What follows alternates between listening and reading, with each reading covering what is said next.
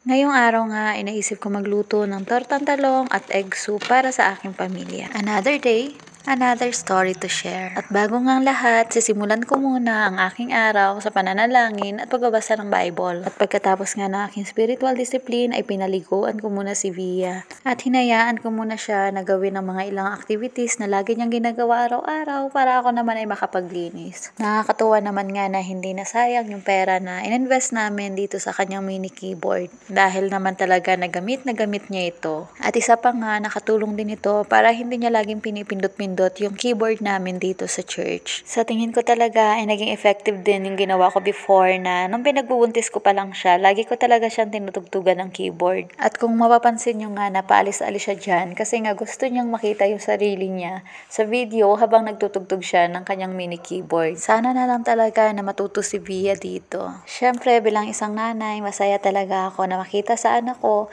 na kinahihiligan niya yung mga bagay na kinahihiligan ko din. Maya-maya nga'y dumating na din yung asawa ko galing sa kanyang Bible study at pagdating niya nga, ito yung kanyang mga daladalang blessing. Totoo talaga yung kasabihan na kapag humahayo ay merong bukayo. Thank you po sa nagbigay. Dahil nandito na rin ngayong aking asawa, meron na magbabantay kay Via kaya sinimulan ko na din yung paghahanda ng aming pagkain para sa pananghalian.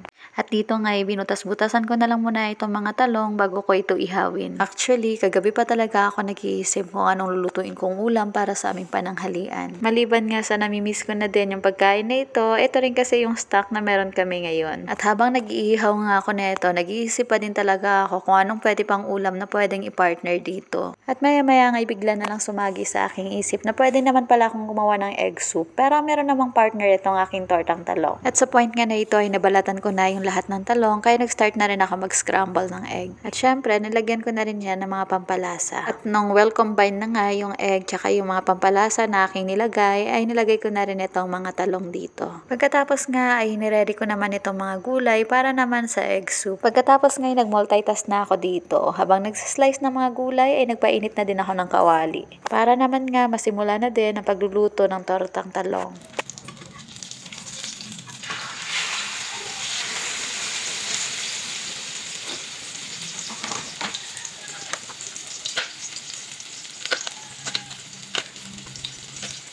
At nung handa na nga yung mga gulay para sa egg soup, ay pinagsabay ko na rin ang pagluluto para nga mas mabilis at nang makakain na rin ang aking pamilya. Nilagay ko na rin nga agad itong sibuyas at mga gulay at sabay-sabay ko ng pinakuluan. At sa wakas nga ay naluto na itong tortang talong at mag-aantay na lang para naman sa egg soup. At ready to serve na nga itong ating tortang talong. At dahil nga kumukulo na din itong mga gulay, kaya kinanaw ko na din sa tubig itong cornstarch. Dahil ito naman nga yung ilalagay natin para naman lumapot ang sabaw. Tansya-tansya na lang talaga yung ginagawa ko dito. Pagkatapos nga ay nag-scramble na rin ako ng egg para naman kompleto na talaga yung ating egg soup. At nung paglagay ko nga ng cornstarch, parang hindi siya lumapot, kaya dinagdagan ko pa ito. Hanggang sa nakuha ko nga yung lapot na gusto ko. Pagkatapos nga ay nilagay ko na rin ng itlog para totally ay maging egg soup na talaga ito.